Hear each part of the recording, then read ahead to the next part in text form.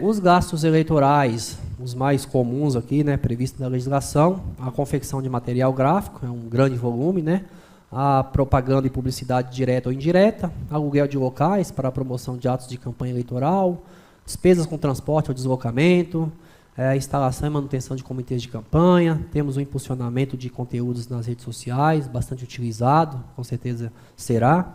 Produção de propagandas de rádio, televisão ou vídeo. Temos outros gastos, como contratação de pessoas, enfim, é uma série de gastos aí possíveis.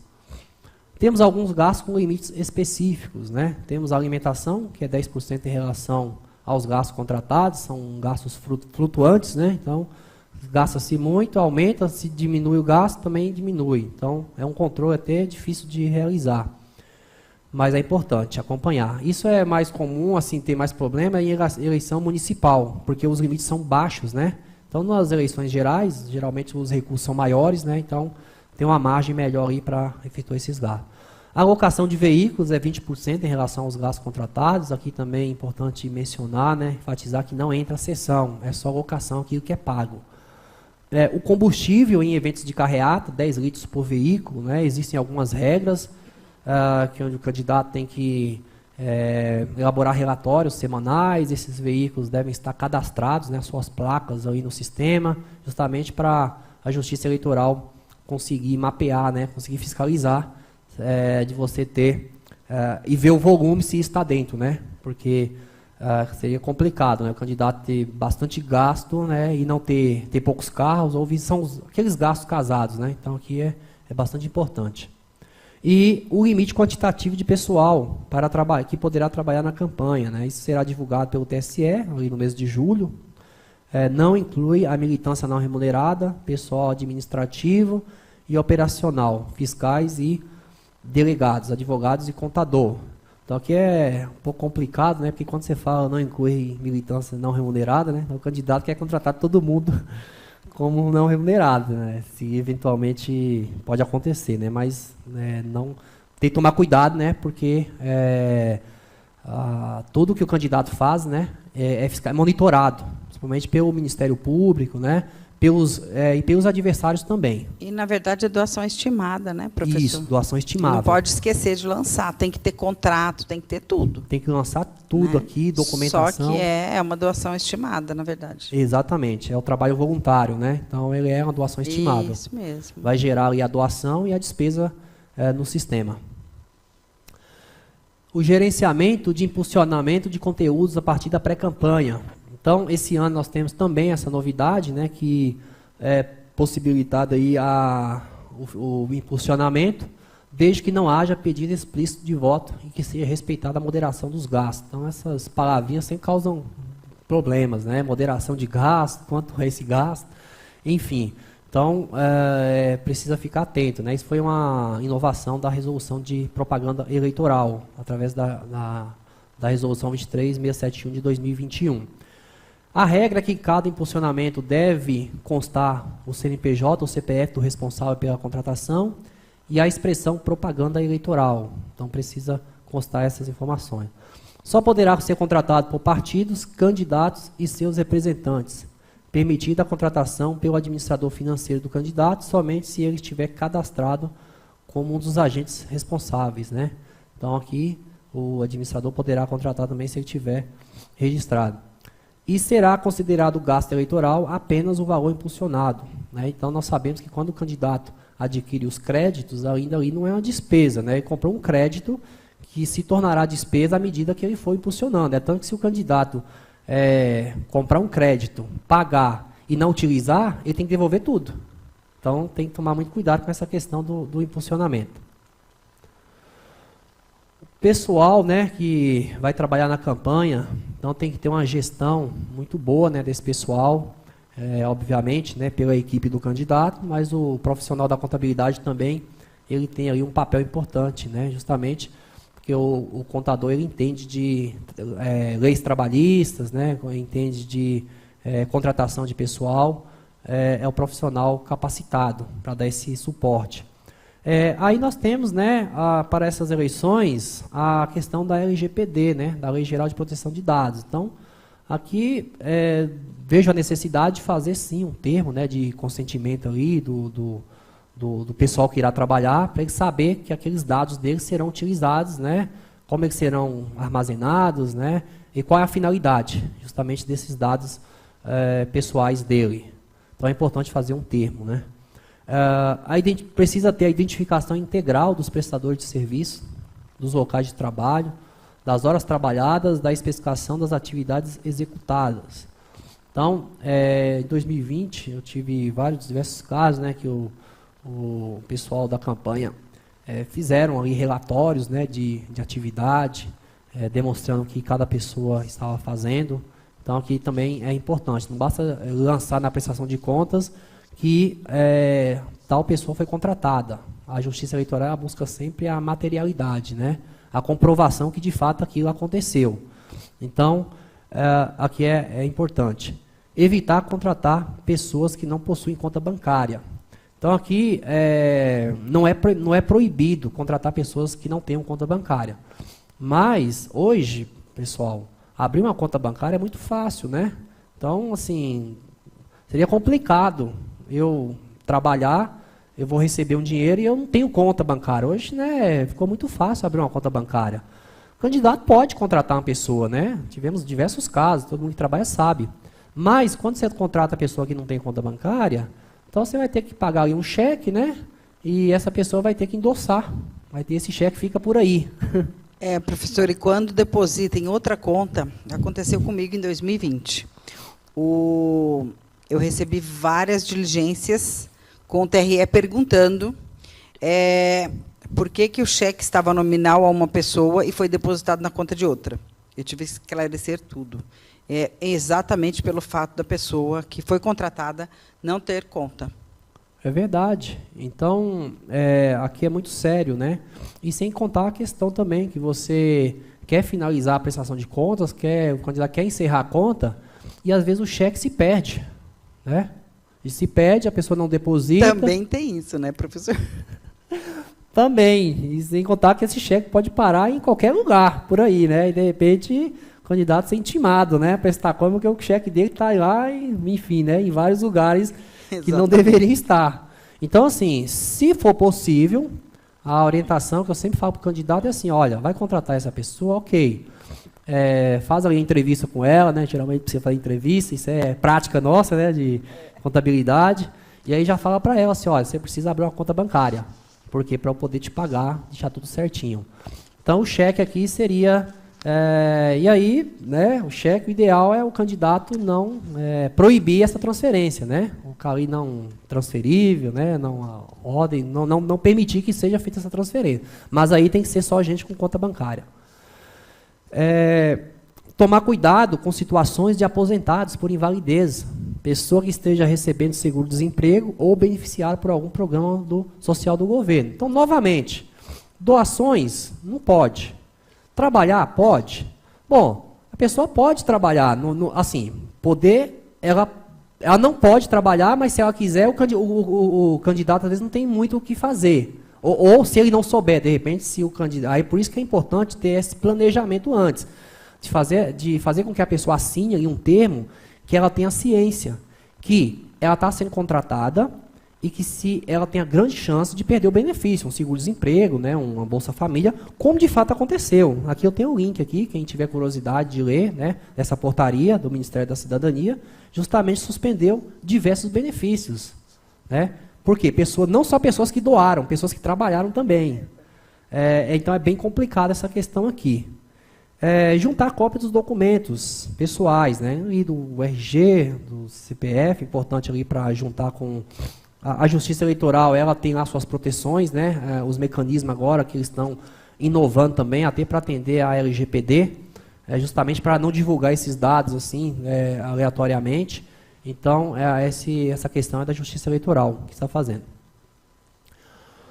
Os fornecedores de campanha, então nós temos aí os fornecedores de bens, temos prestadores de serviços, e aqui é importantíssimo, né, validar esses fornecedores, né? Validar se esses fornecedores eles realmente podem fornecer bens ou serviços para a campanha.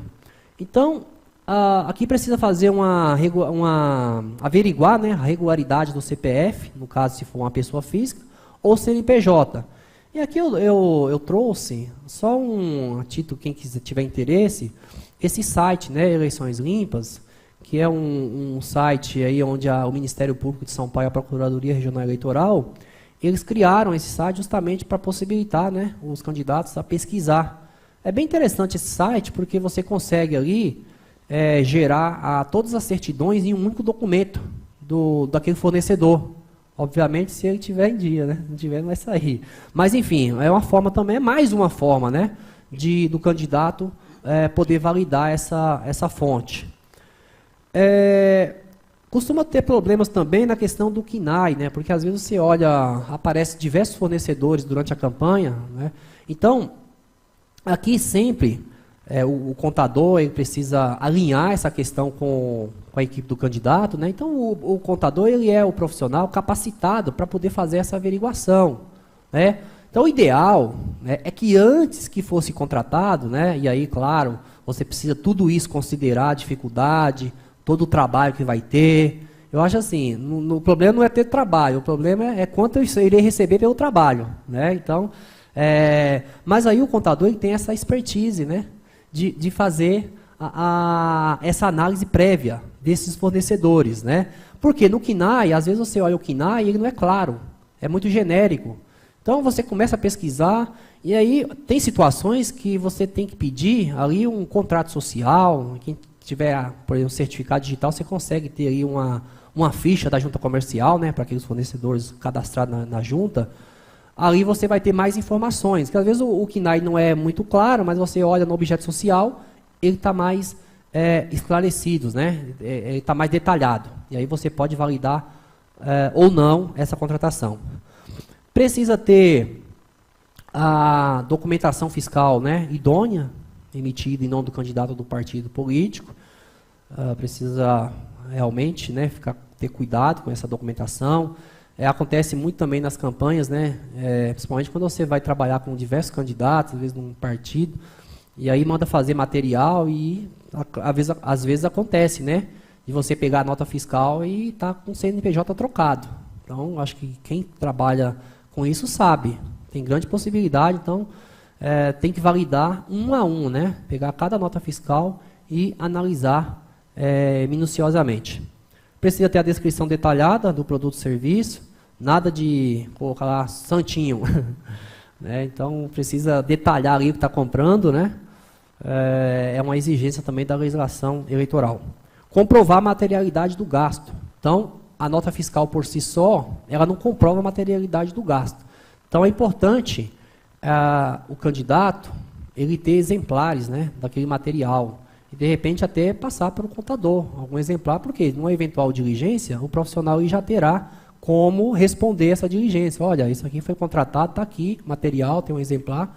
Então, já tive vários casos, processos, que esse material foi questionado e teve que ser juntado, né, ali nos autos do processo de prestação de contas. E elaborar contratos sempre que aplicável. Então, tem alguns tipos de serviços que há necessidade de contrato, né? Inclusive o nosso trabalho de contador, nosso, do advogado, alguns trabalhos de publicidade, né? Então, é importante, além da nota fiscal, você ter também um contrato, ali estabelecendo ali os limites, as regras, forma de pagamento, tudo certinho, exatamente como aquele serviço, né? Como foi combinado para realizar aquele serviço ou aquele bem, no caso de compra. Professor, preciso pedir para você acelerar. Legal, mas já está acabando. Estamos com o nosso prazo já quase se esgotando. Legal, mas já está na parte final já está bem no final mesmo. Forma de pagamento, pessoal, rapidamente. Temos aí a novidade do Pix, também para a forma de pagamento, está previsto na resolução. Tomar cuidado, né, porque o fornecedor, eventualmente, você vai pagar para ele, vai te passar a chave Pix, mas não é dele, da conta dele, é da conta da esposa, então tem que tomar muito cuidado. Vai ser um trabalho a mais para os contadores, mas vai ter que ficar atento. Evitar cheque cruzado, se for possível, né? Evitar, no caso. Cheque nominal, isso cruzado, se possível evitar. Seria melhor transferência mesmo. O cartão de débito também pode ser utilizado, mas aqui também eu vejo alguns riscos, porque nós sabemos que, principalmente nesses estabelecimentos pequenos, às vezes aquela máquina de cartão, ela não está em nome do CNPJ. Tem muitos casos aí, estabelecimento pequeno, que você compra, a nota fiscal vai sair gerada no CNPJ, mas aí você vai passar o cartão numa maquininha que está no CPF ou no CNPJ não, no caso, geralmente no CPF. Quer dizer, então você vai ter a nota fiscal e no CNPJ e o pagamento em outro. Então, ou seja, o cartão de débito também é um pouco complicado. Boleto bancário é permitido, só se for pago, não pode sacar diretamente nas contas. 2 gastos importantíssimos, né? Não vou chamar de gasto, vou chamar de investimento, né? Porque esses profissionais, eles são indispensáveis, são obrigatórios, né, nas prestações de contas. Temos aí uma novidade a partir da Lei 13.877 de 2019, que desde as últimas eleições, o gasto com contador e advogado será considerado gasto eleitoral se for pago pelas contas de campanha, mas será excluído dos limites. Ou seja, se o limite do candidato é R$1 milhão, ele gastou R$1.200.000 e esse R$200.000 é para contador e advogado, não tem nada errado nisso. E tem a possibilidade de pessoas físicas também pagar, né, essa despesa. Então aqui, né, assim, eu penso o seguinte, o contador ele vai trabalhar, vai estar com o registro dele lá na campanha, né, da prestação de conta do candidato do partido, faça o contrato, hoje o partido pode usar recurso público, privado, o candidato, faça o seu contrato, recebe ali pelas contas de campanha, você já vai ter menos dor de cabeça. Depois, eventualmente, tem que explicar para a Justiça Eleitoral como você recebeu. Rapidamente, temos as sobras de campanha. Aqui eu vou falar focar nas sobras financeiras. Eventualmente, nós temos sobras também de estimáveis, se sobrar algum bem, né, que for adquirido com recurso privado. Se for adquirido com recurso público, esse bem tem que ser vendido, né, no caso do FEFEC, e devolver recolhido ao Tesouro. Mas as sobras, e se for bem adquirido com recurso privado, é sobra de campanha, né? O candidato tem que juntar uma declaração. Mas a sobra de campanha financeira, né? Então é aquele superávit, né? Aquele saldo positivo que sobrou na conta do candidato. Então, doações para a campanha do candidato vai para a conta outros recursos, na direção partidária, da circunscrição do pleito, então precisa ter essa conta. Fundo partidário também, para o diretório partidário. E o FEFEC para o Tesouro Nacional, eventual sobra de campanha. Nosso sistema ainda é esse. Aqui eu deixei o link, pessoal. Quem quiser participar dessa consulta pública, pode dar sugestões aí para o novo formato do sistema. Aqui é onde é inserir toda a documentação da prestação de contas. Temos a geração da mídia, né? Reforçando que o simples fato de ter entregue, transmitido a prestação de contas, ainda não foi considerado contas prestadas. Então, tem que entregar a mídia. E a felicidade do contador é quando vê aquele símbolozinho verde ali, ó, que gera a mídia, deu tudo certo, já salvou, e ele leva esse arquivo lá na Justiça Eleitoral e eles validam. Então, essa documentação ela vai lá para o PJE. A autuação do processo judicial eletrônico, PJE. Então, depois que presta as contas, a mídia, a documentação é inserida no PJE, o contador ele pode acompanhar, não estou falando que ele tem que acompanhar, né, porque nós sabemos, né, que e aí os nossos colegas advogados, obviamente, eles sabem, né, que a diligência ela vai ser respondida pelo advogado, porque é o profissional habilitado, né, capacitado para isso, até porque é um processo judicial. O contador não faz petição em processo de prestação de contas. Mas, uma vez que o meu CRC está naquele processo, eu acho que eu tenho que ter interesse de saber como que o que vai acontecer nesse processo. Então, assim, aqui eu acho importante, sim, o contador saber quais são os processos que estão vinculados ao CRC dele e acompanhar. Nesses links, no último link aí, eu tenho, quem quiser verificar, você pode criar um cadastro ali no PJE. Se tiver, pode ser com senha, mas se tiver certificado é melhor. Então, com o certificado digital, você tem acesso a muitas peças do processo. Aqui que não está em segredo de justiça, não é o caso. Então, você consegue ver várias peças do processo e é uma forma de você acompanhar também. E aí nós temos a última etapa. Acabando, Marcos, viu que ia demorar, né? Nós temos a última etapa do processo de prestação de contas, da campanha. Então, nós temos os relatórios emitidos, né, que poderão ser emitidos pela área técnica de análise de contas. Nós temos o relatório preliminar, a possibilidade de ter um relatório preliminar que é o que nós não queremos, não gostamos, né?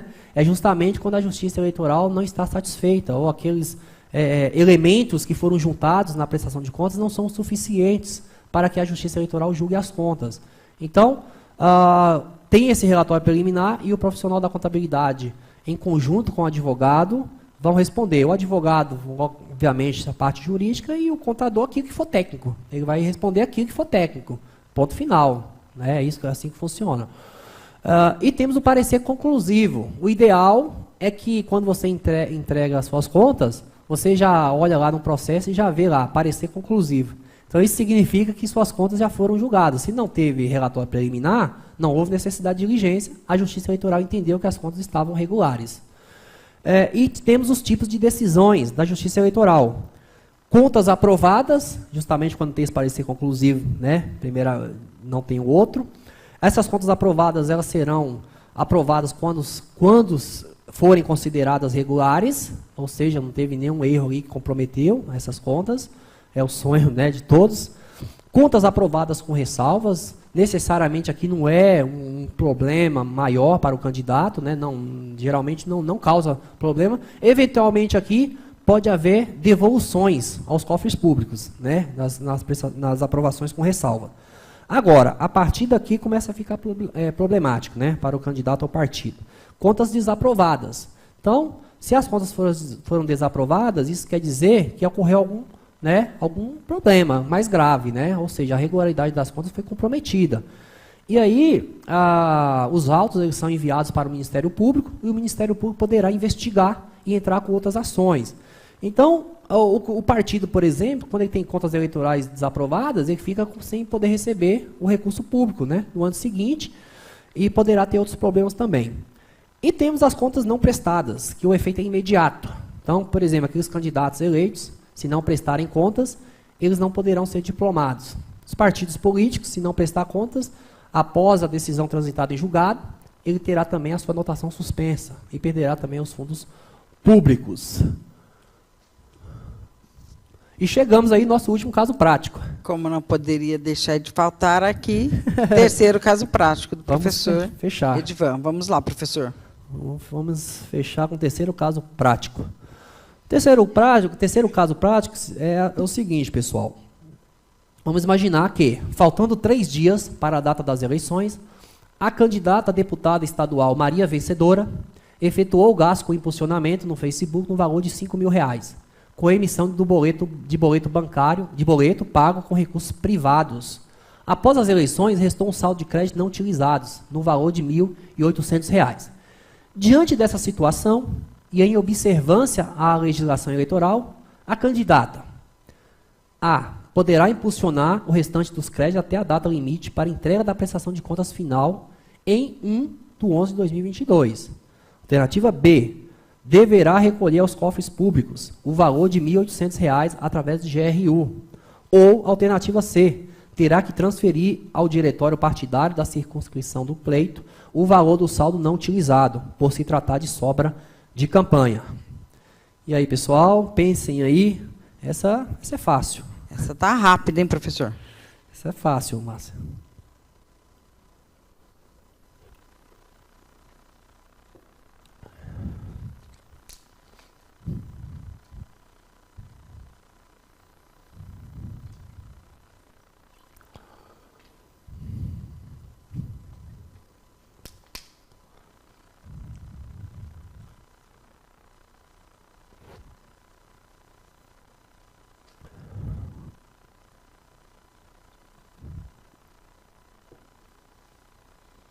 Vamos lá, vamos lá, vamos lá.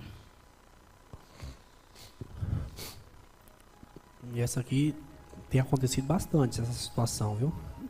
Bastante, é verdade, nas últimas eleições. Mesmo. É que o pessoal do Facebook é muito ruim também, né? Para resolver as coisas, né? São ruins para emitir nota fiscal para os candidatos depois. Exatamente. É bem complicada essa parte de impulsionamento. Exatamente.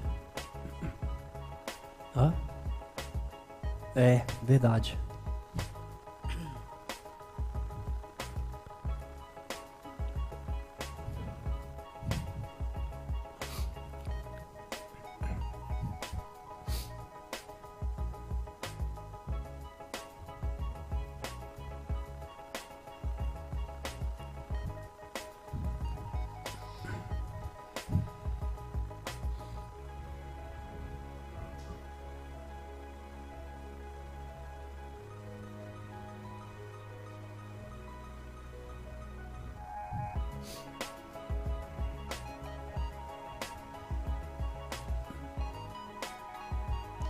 Pronto.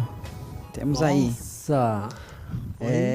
Em massa, hein? O acerto Em massa. foi em massa, não é? Muito bem. Parabéns, pessoal. Realmente o pessoal está atento, Márcia. Então, isso significa que o pessoal está estudando, né? Muito importante, gente. Muito importante. Muito bom mesmo. Então, só explicando rapidamente, né? Então, aqui, esse gasto, ou a compra desse crédito, né? Foi efetuado 3 dias antes das eleições. A candidata que ela não pode impulsionar esse restante de crédito, né? Até o prazo final para a entrega das contas, até porque não faz nem sentido, né? Acabou a eleição e vai fazer propaganda. Já foi, pode. né? Já foi. Exatamente. Então, por eliminação, essa aqui não é. Deverá recolher aos cofres públicos o valor de R$ 1.800 através de RU.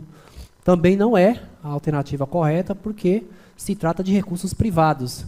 Se fosse recurso do FEFEC, aí sim teria que ser GRU. E será considerado sobra de campanha, realmente. Deverá ser transferido o valor para o órgão partidário, né, da circunscrição do pleito, o valor do saldo não utilizado, por se tratar de sobra financeira de campanha. E aqui, só para reforçar, né, só fundamentando aí, né, professor? Exatamente, a própria resolução, ela vem nos dizer o seguinte, ali no seu artigo 50, constitui sobras de campanha os créditos contratados e não utilizados relativos a impulsionamento de conteúdos, conforme o disposto no artigo 35, parágrafo 2º dessa resolução. Parágrafo 1º, as sobras de campanha eleitorais devem ser transferidas ao órgão partidário, na circunscrição do pleito, conforme a origem dos recursos e a filiação partidária da candidata ou do candidato, até a data prevista para a apresentação das contas à Justiça Eleitoral. E eu tenho aqui uma perguntinha, né, professor, para não perder o costume. Legal. Vamos lá, Márcia, vamos lá. Como o contador pode orientar o candidato sobre a melhor forma de controle do impulsionamento de créditos? Bacana. Infelizmente, nós sabemos que, geralmente, quando o candidato ele faz essa aquisição de créditos, infelizmente, o contador não é convidado, né, justamente para orientar. Então, lógico que naquela primeira reunião que nós falamos, né, que eu falei, que ele vai entregar um material de orientação, ali ele pode selecionar alguns pontos críticos, inclusive esse, e já falar. Mas, assim, geralmente o candidato, ele contrata uma pessoa ali para fazer esse acompanhamento, criar essa aquisição desses créditos. E aí o contador fica sabendo depois, recebe lá os boletos, né, do Facebook, já pagos. Então a recomendação é que, assim, primeiro tem que haver um controle realmente minucioso, né, desse impulsionamento, porque o Facebook ele gera relatórios de utilização de crédito, e aí o ideal seria que o candidato fizesse as aquisições maiores ali no início da campanha. Então, faz as aquisições de crédito no início da campanha, utiliza esse crédito, deixa zerar, então por isso que é importante o acompanhamento, e só depois ele faz uma nova compra de outros créditos, né? E aí vai fazer esse controle. Quando chegar ali próximo à eleição, é o caso ali, esse caso prático, ele vai diminuindo, né? Ele vai fazendo menos crédito, menos aquisições, aí não vai ter essa questão de sobra de campanha, não vai ter essa dor de cabeça depois para resolver. Acho que é isso, Márcia. Muito bem, professor. Então, vamos terminando aqui, né, mais uma atividade. Muito obrigada, professora Divan, muito esclarecedora a sua palestra, maravilhosa mesmo, com muitas informações importantíssimas aí para a prestação de contas do pleito de 2022. Obrigada